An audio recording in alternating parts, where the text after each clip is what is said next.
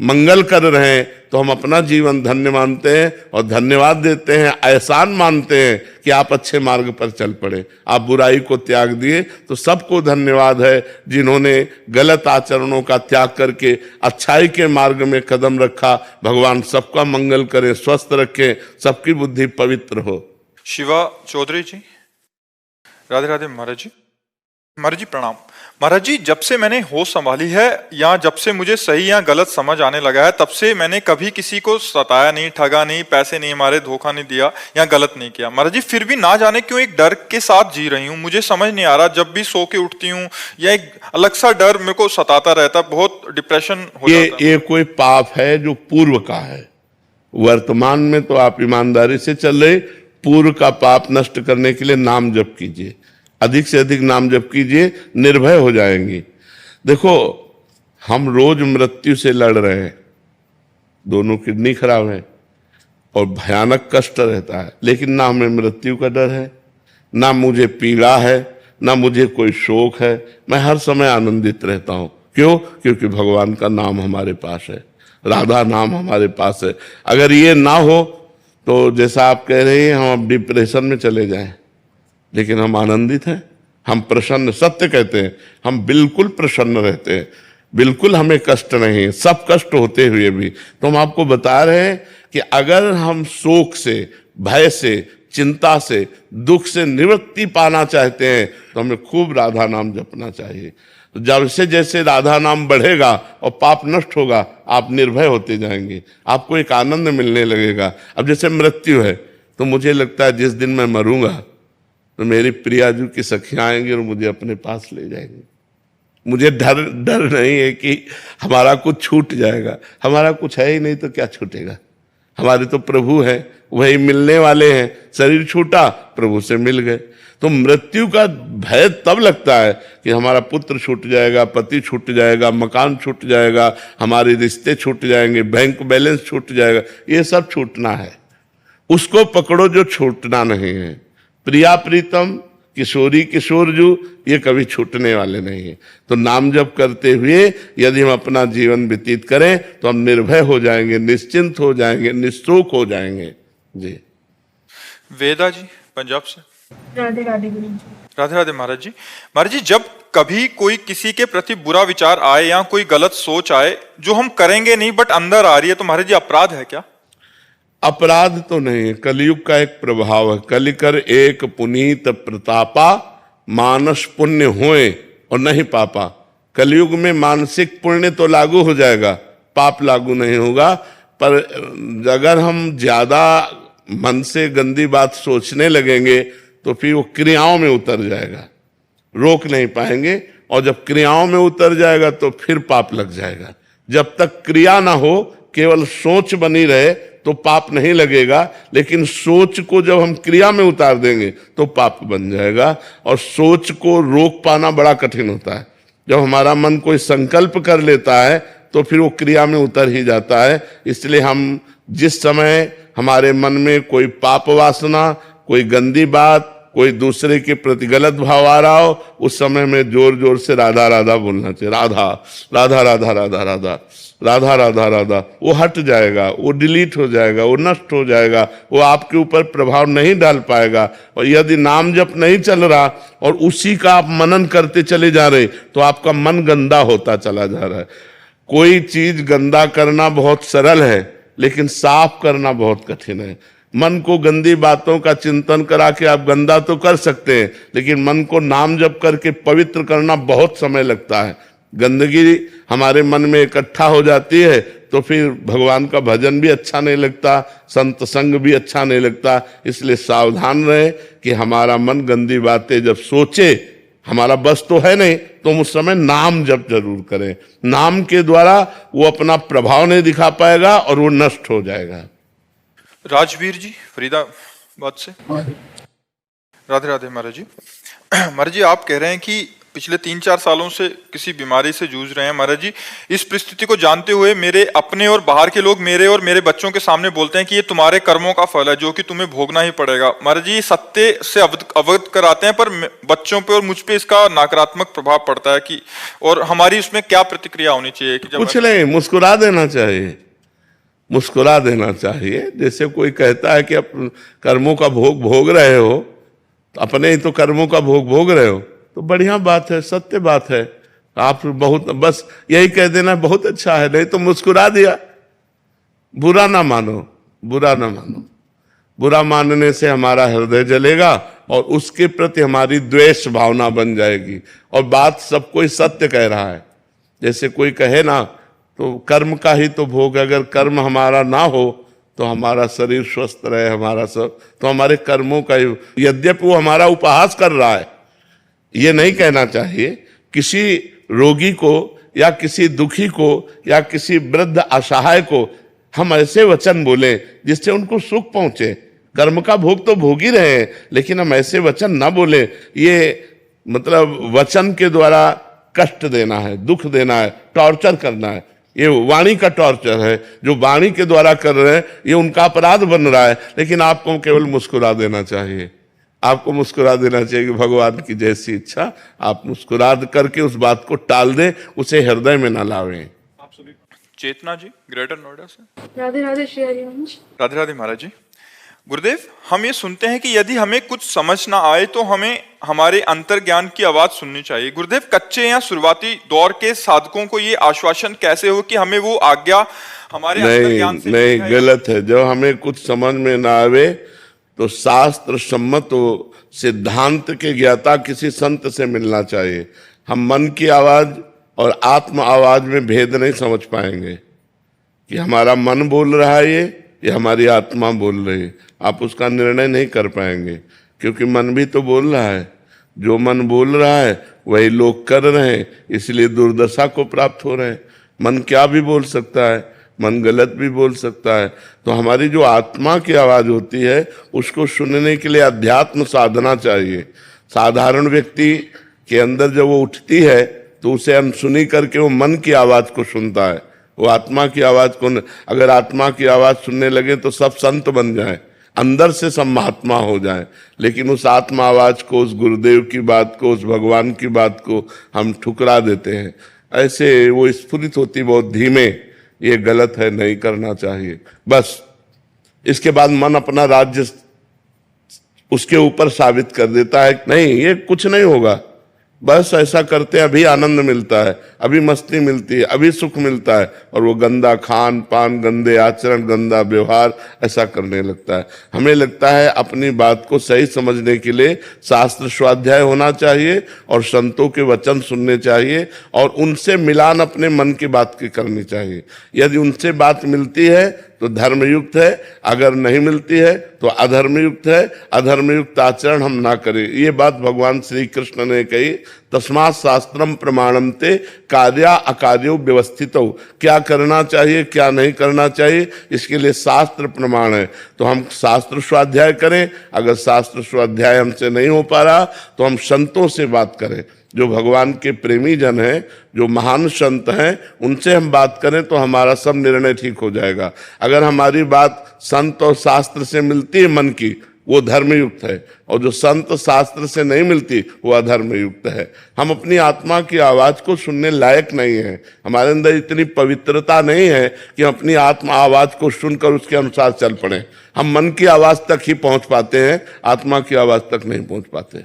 मनोज जी जोधपुर।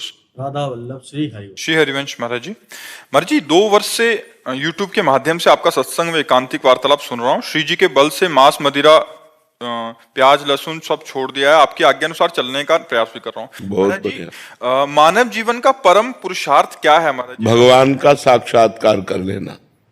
अगर भगवान का साक्षात्कार नहीं है तो जीवन मिट्टी है। क्यों? क्योंकि जब हमारा शरीर छूटेगा तो ना परिवार हमारे साथ जाएगा, ना बैंक बैलेंस साथ जाएगा, ना हमारा कोई मित्र साथ जाएगा, ना हमारा कोई पद साथ जाएगा, ना हमारा शरीर हमारे साथ जाएगा। जाएगा तो किया हुआ भजन साथ जाएगा, किया हुआ पाप कर्म या पुण्य कर्म, ये साथ जाएगा। तो हम पाप कर्म तो कर ही रहे हैं, क्योंकि धर्म का ज्ञान नहीं है तो हमसे पाप कर्म हो ही रहे, थोड़े बारे पुण्य हो रहे। तो मनुष्य जीवन यदि भगवत साक्षात्कार नहीं कर पाया तो पाप पुण्य के फलस्वरूप नरक स्वर्ग भोगता रहेगा, उसका आवागमन नहीं मिटेगा। साधन धाम मोक्ष कर द्वारा, पाई न जे परलोक संभारा। ये मनुष्य जीवन परलोक संभालने के लिए कि हम ऐसा भजन करें कि अपने गृहस्थी के कार्य करते हुए, नाम जप करते हुए, अच्छे आचरण करते हुए भगवान को प्राप्त हो। अगर भगवान को प्राप्त नहीं हुए तो ये आवागमन जो है ना, कभी सुअर बनना, कभी कुत्ता बनना, कभी अन्य योनियों में जाना, क्या क्या कष्ट भोगना है। इसलिए नाम जप जरूर करो। मनुष्य जीवन का लक्ष्य है नाम जप करके भगवत प्राप्ति करना। और नाम जप के लिए बैठने की जरूरत नहीं, फावड़ा चलाते हुए, व्यापार करते हुए, नौकरी करते हुए, गोली चलाते हुए, युद्ध करते हुए भी हम नाम जप कर सकते हैं। तस्मात् भगवान कह रहे हैं सर्वदा सर्व कालेषु माम निस्मर युद्ध च, मेरा स्मरण करते हुए, युद्ध माने अपने कर्तव्य कर्म को करो, इसी से भगवत प्राप्ति हो जाएगी। और मनुष्य जीवन का लक्ष्य भगवत प्राप्ति। बड़ा दुर्लभ मनुष्य जीवन है, इसे लोग समझ नहीं रहे। शराब पीकर, मांस खाकर, पराई बहन बिटिया की तरफ गंदी दृष्टि करके अपना जीवन नष्ट कर रहे हैं। खूब नाम जप करो, अच्छे आचरण करो, इसी से भगवान प्रसन्न होते हैं। शालिनी सिंह जी। श्री हरिवंश महाराज जी। महाराज जी, भूरी सखी जैसा विरह प्रेम कैसे प्राप्त होगा साधक को? भूरी सखी जैसा आचरण हो जाए तो ऐसे विरह हो जाए। 24 घंटे में भूरी सखी जी एक बार सेवा कुंज जाते थे, उनका नाम भोलानाथ जी महाराज है। और जो चने बंदरों को फेंक दिए जाते थे, बंदर नहीं खाते थे, ठुड्डी जो, वो बीन कर एक मुट्ठी 24 घंटे में वो पाते और यमुना किनारे बैठे राधा राधा राधा राधा। तो ऐसा विरह हुआ कि वो चिल्ला चिल्ला कर बस रोने लगे श्री जी की प्राप्ति के लिए। इतना रोते कि ब्रजवासी जन श्री जी से कहते कि लाडली जू या बाबा को मिल जाओ या बाबा को दर्शन दे दो, बस हर समय आंसू चलते रहते। तो ये तो लाडली जू जिस पर कृपा करें तो भूरी सखी जैसा प्रेम आवे, पर वैसा आचरण भी हो। 24 घंटे में एक मुट्ठी चना खा करके जीना, आप सोचो कैसा। यहाँ बाल भोग में उतना हो जाता है, दोपहर के राजभोग, शाम खूब खान पान मस्ती, तो रोना कहाँ आएगा प्रिया प्रीतम के लिए। जब हम कष्टप्रद जीवन व्यतीत करते हैं तब भगवान के लिए रोना आता है। अगर हम सुख सुविधाओं का भोग करते हैं तो इसी में मन राजी हो जाता है, रोना कहाँ आता है। रोना तब आता है जब शुद्ध सतोगुण हो, रजोगुण तमोगुण का नाश हो गया, तो वो भगवान के दर्शन की लालसा होती। और जब भगवान के दर्शन की लालसा होती तब जिया नहीं जाता। दरस बिन दुखन लागे नैन, मीरा जी कहते हैं, जब से तुम बिछुरे पिए प्यारे कबहु न पायो चैन, दरस बिन दुखन लागे। हा कृष्ण, हा राधा, कब आप मिलोगे। वो रो रहा है, वो विकलता भगवान जब जिस पर विशेष कृपा करते हैं, और विशेष कृपा उसी पे करते हैं जो यहाँ कुछ कामना नहीं करता, कोई भोग नहीं भोगता, केवल प्रभु के लिए। नहीं खान पान ते भावे है, नहीं कोमल वसन सुहावे है, सब विषय लगे ते खारा है, हरि आशिक का मग्न आ रहा है। नारायण हरि भजन में ये पांचों न सुहात, विषय भोग, निद्रा, हंसी, जगत प्रीति और बहु बात, ये अच्छा नहीं लगता। वो एकांत में बैठे प्रभु के प्रति रोता रहता है। तो श्री जी से मनाओ कि भोरी सखी के प्रेम का एक किनकई मिल जाए हमें। वो 24 घंटे रोते थे, हम 5 मिनट रो लें श्री जी के लिए कि कब हमें मिलोगे, कब हमें मिलोगे। ऐसी व्याकुलता आवे, हे नाथ कब हम पर प्रसन्न होकर मिलोगे। ऐसी व्याकुलता आवे जो प्रभु से प्रार्थना करे। कृपा से प्रेम जागृत होता है, और कृपा का स्वरूप यही है निरंतर भजन करना, कुछ अच्छा ना लगना, तब भगवान की तरफ हमारा मन जाता है। अभी तो हम मस्ती में जी रहे हैं संसार में, अभी भगवान की आवश्यकता कहाँ है। किसको आवश्यकता है भगवान की? जिसके जीवन में भगवान की आवश्यकता जागृत हो जाती, उसे फिर चैन नहीं पड़ता भगवान के बिना। तो भगवान को भी चैन नहीं पड़ता, उसके बिना भगवान मिल जाते हैं उसे। अब ये अंदर की बात है, बाहर की नहीं। बाहर तो मान लो आप कह दो कि मुझे भगवान चाहिए, तो तुम्हारी अंदर की चाह, जब गोपियां एक साथ मिलकर ऐसे लगे कि प्राण निकल जाएंगे कृष्ण के बिना, रुदु सुश्रम राजन कृष्ण दर्शन लालसा, तो तासा महावीर भूत छौरी इसमें मान मुखाम्बुजा, पीतांबर धरा सृग्वी साक्षात मनमथ मनमथा, साक्षात करोड़ करोड़ कामदेव को मूर्छित करने वाले श्री कृष्ण उन्हीं गोपियों के बीच में प्रकट हो गए जब भगवान के लिए सब एक साथ रोने लगी। जब भगवान के लिए रोना आ जाए तब भगवान की प्राप्ति होती है। प्रशांत पौनिया जी, राधे। आगरा से। राधे राधे महाराज जी। महाराज जी, प्रारब्ध बड़ा या कर्म? निर्णय नहीं किया जा सकता, क्योंकि कभी कभी बहुत कर्मठ असफलता को प्राप्त होते देखा जाता है, और कभी कभी ज्यादा कर्म न करने वाला भी सफलता को प्राप्त होते देखा जाता है। तो अगर प्रारब्ध जोर पड़ गया तो बहुत जोर का कर्म करने वाले को भी असफलता मिलेगी, दुख मिलेगा, हानि मिलेगी। और प्रारब्ध जोर कर गया पुण्य का तो थोड़ी सी प्रयास प्रयत्न किया और सफलता ही सफलता हाथ लगती जा रही। तो निर्णय नहीं किया जा सकता कि प्रारब्ध बड़ा कि पुरुषार्थ बड़ा, ये निर्णय साफ साफ नहीं हो सकता, क्योंकि पता नहीं आपका पूर्व का प्रारब्ध कैसा है।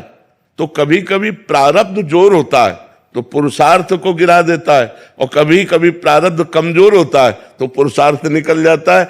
दोनों में ये नहीं कहा जा सकता कि श्रेष्ठ कौन है। समझ पा रहे हैं आप?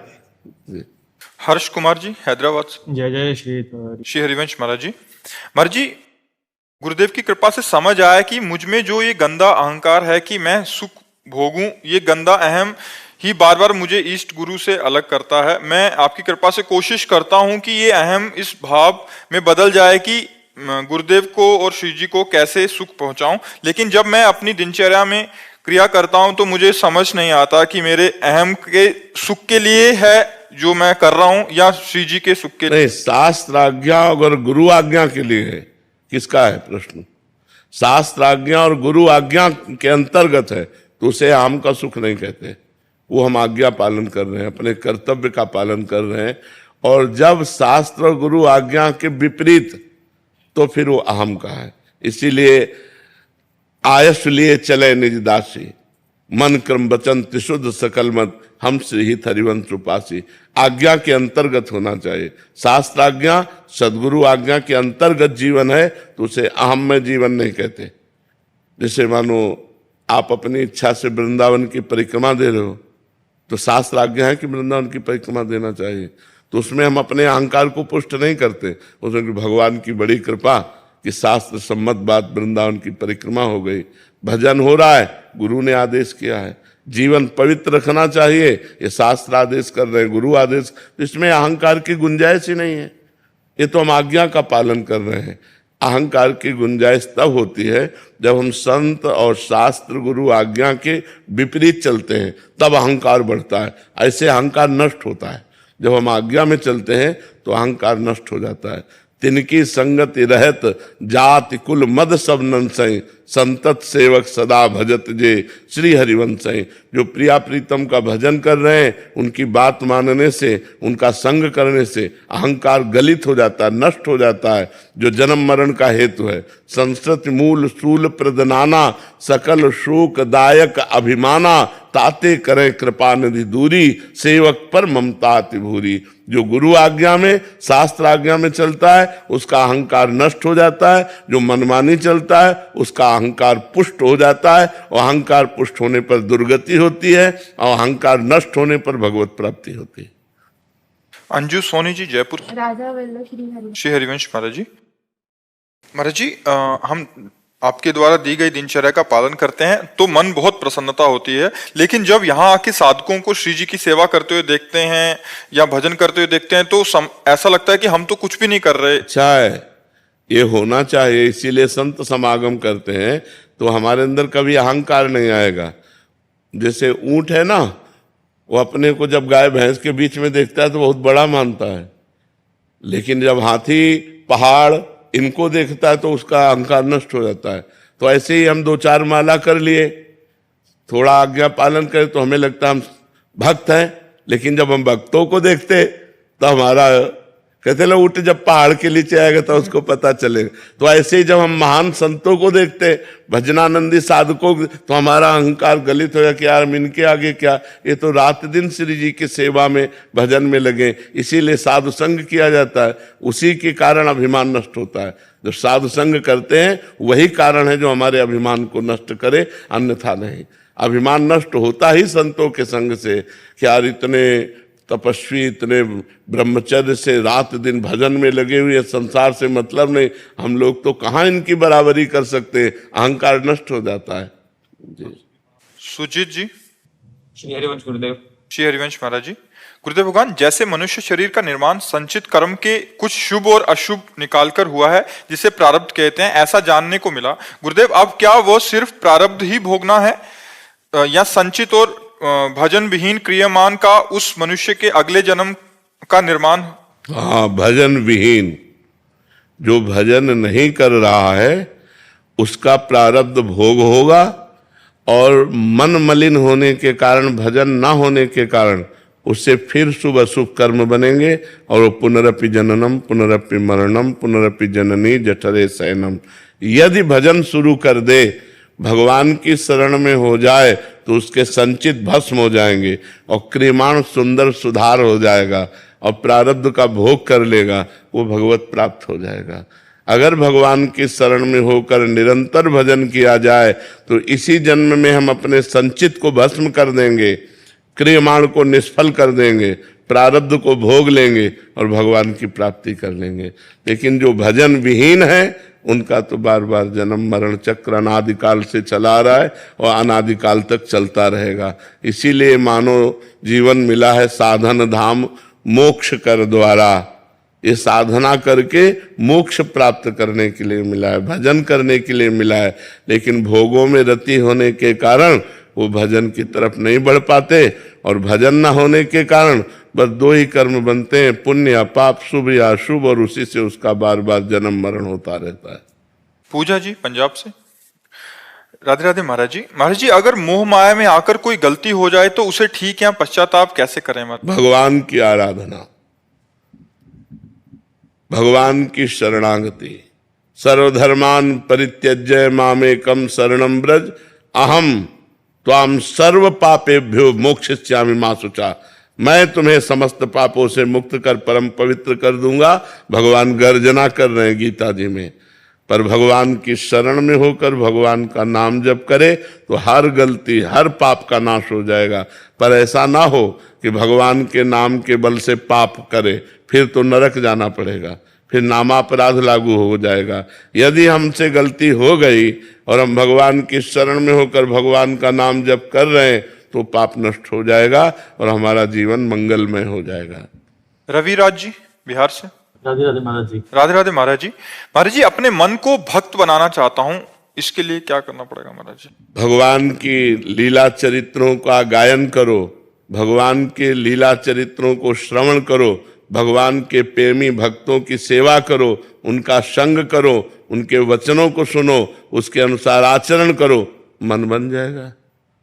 सावई मनः कृष्ण पदारविंदयो, मन भगवान के चरणों में लग जाएगा। यदि हम भगवान की बहुत कथा सुने, भगवान की कथा का वर्णन करें, भगवान का नाम कीर्तन करें, भगवान के प्रेमी भक्तों का संग करें, तो निश्चित अमोघश्च महत्संगस्त दुर्लभो अगम्यो अमोघश्च। देवर्षि नारद जी कहते हैं महापुरुषों का संग दुर्लभ है, यदि मिल गया तो उसका निर्वाह करना अर्थात उनकी आज्ञा पालन करना कठिन है। यदि कर ले गए तो अमोघश्च, निश्चित भगवत प्राप्ति हो जाएगी। पिछले 8 वर्षों से भजन गा रहा हूँ, 1000 से ज्यादा भजन गा चुका हूं। जी ठीक है, अच्छा है भगवान के नाम के पवित्र पद गाना, पर आचार्यों द्वारा प्रणीत होने चाहिए।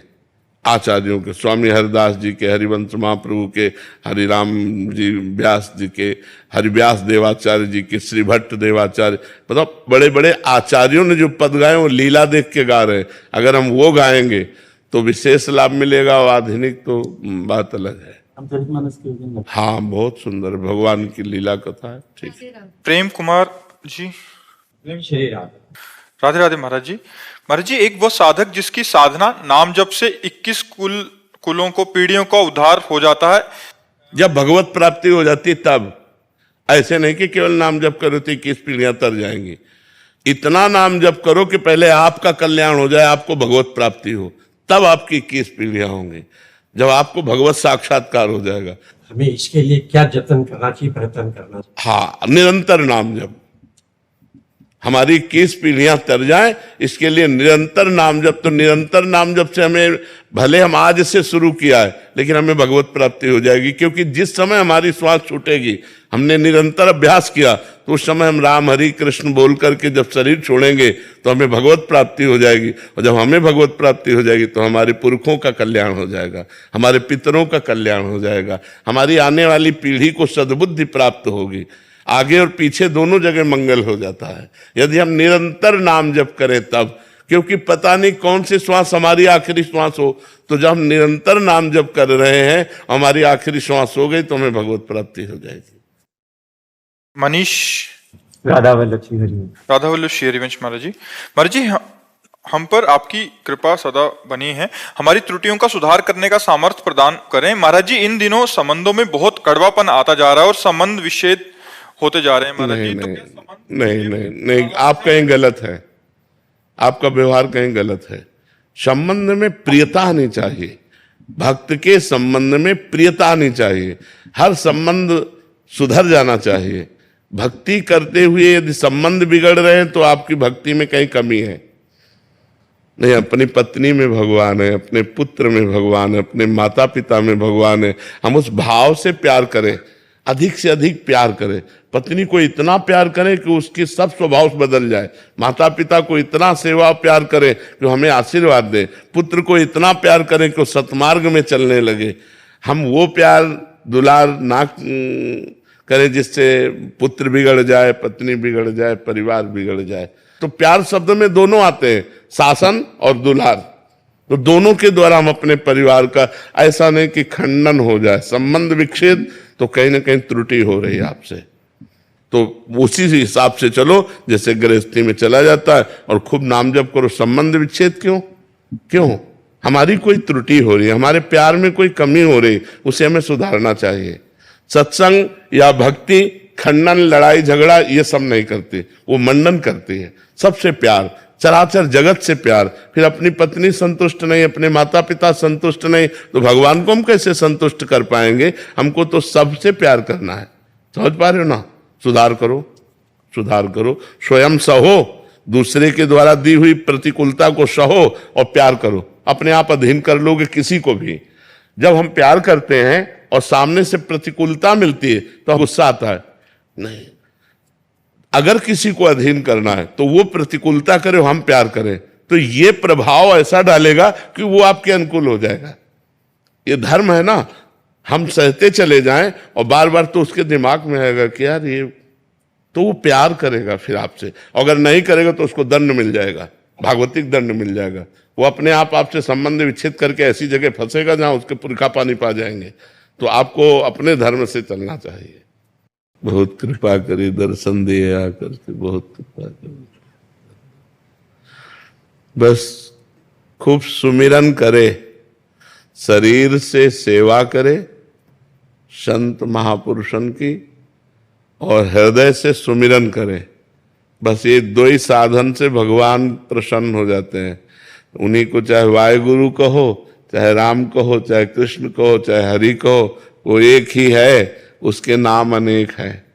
जो गुरुदेव नाम दे वो अंदर नाम चलता रहे और शरीर से सेवा बनती रहे। किसी को दुख न पहुंचे और पाप कर्म न बने, किसी को दुख न पहुंचे और पाप कर्म न बने। हृदय से सुमिरन, शरीर से सेवा, इसी से सब काम हो जाता है।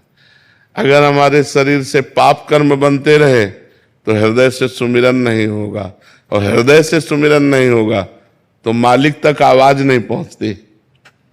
मालिक तक आवाज पहुंचाने के लिए हृदय से सुमिरन होना चाहिए। वो हृदय की पुकार सुनता है, और वो यहीं बैठा हुआ है, हृदय में ही बैठा हुआ है, पर वो हृदय से जब जपा जाता है तब उस तक हमारी पुकार। तो खूब नाम जप करो और खूब संत सेवा करो। पंकज शर्मा जी मुरैना से। राधा वल्लभ श्री श्री हरिवंश महाराज जी रामचरितमानस में तुलसी बाबा जी ने लिखा है कि जन्म विवाह मरण गति सोई, जहां जस लिखा तहां तस होई। महाराज जी व्यक्ति का जन्म मृत्यु और विवाह पहले से निश्चित है, फिर महाराज जी सुयोग्य पति या पत्नी की प्राप्ति के लिए भगवान शंकर या माता अम्बा जी की आराधना। भावी मेट सके त्रिपुरारी, ये भी तो लिखा है, जो तप करे तुम्हारी कुमारी तो भावी मेट सके त्रिपुरारी, ये भी तो लिखा है रामचरितमानस में। तो इसमें संशय क्या? अगर भगवान शंकर की आराधना की जाए, अम्बा जी की आराधना की जाए, तो जो भाग्य में लिखा हो उसको मिटार करके नवीन लिख सकते हो भगवान है। जो तप करे तुम्हारी कुमारी तो भावी मेट सके त्रिपुरारी। यदि तपस्या की जाए और भगवान शंकर को प्रसन्न कर लिया जाए तो हमारे जो भाग्य में लिखा है उसको मिट सकते हैं। इतना तप होना चाहिए। हाँ, भजन तप के द्वारा ही तो भाग्य मिटेगा, ऐसे थोड़ी मिटेगा। तो इतना व्रत उपवास करके भगवान का नाम जप करना, भगवान शंकर को अभिषेक करना, अम्बा जी की आराधना करना, तो उससे सब बदल। भजन करने से सब ठीक हो जाता है, भजन न करे तो फिर कुछ नहीं ठीक होना। जो प्रारब्ध है वही बहुत सुख दुख भोगते हुए जन्म मरण की परंपरा बनी रहेगी। भजन करोगे सब ठीक हो जाएगा, चाहे राम का भजन करो, चाहे कृष्ण का भजन करो, चाहे शिव का, वो सब एक ही परम तत्व है। भजन से वारि मथे घृत होए बरु सिकता ते बरु तेल, और बिनु हरि भजन न भवतरी या सिद्धांत पेल। विनिश्चितम बदामि तेना अन्यथा वचांस में हरिम भजन्ति नरा भवसागर तरंत थे। जो भगवान का भजन करते हैं उन्हीं के सब भाग्य बदल जाते हैं, उन्हीं का सब आनंद बढ़ जाता है, वही भगवान को प्राप्त होते हैं। राधे राधे महाराज जी क्या किसी का मन रखने के लिए छोटे छोटे झूठ बोल सकते हैं, जैसे छुट्टी लेनी हो या फिर घर वालों से? वैसे झूठ बोलना तो चाहे छोटा हो चाहे बड़ा हो निषेध ही है, पर मानता कौन है? कलयुग में ऐसा प्रभाव चल गया है, झूठा ही लेना, झूठा ही देना और झूठा ही भोजन, झूठ चबेना। झूठ की बाहुल्यता कलयुग में हो गई है।